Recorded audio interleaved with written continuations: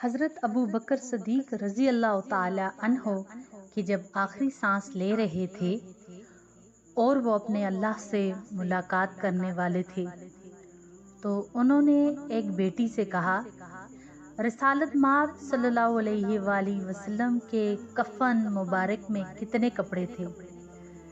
بیٹی نے کہا، بابا 3 کپڑے تھے۔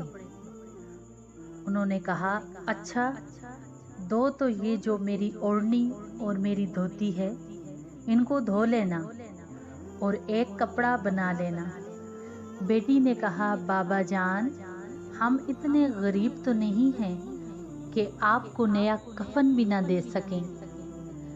یہاں حضرت ابو بکر صدیق جو کہ موت کے دروازے پر کھڑے ہیں ایک فقرہ کہتے ہیں کہ بیٹی نئے کپڑے کی تو زندہ لوگوں کو ضرورت ہوتی ہے، مردہ لوگوں کے جو کچھ بھی ہے وہ کپڑوں سے بے نیاز ہو چکے ہوتے ہیں، ان کے لیے ان کا بہترین لباس ان کا اخلاق اور ان کے اعمال ہیں۔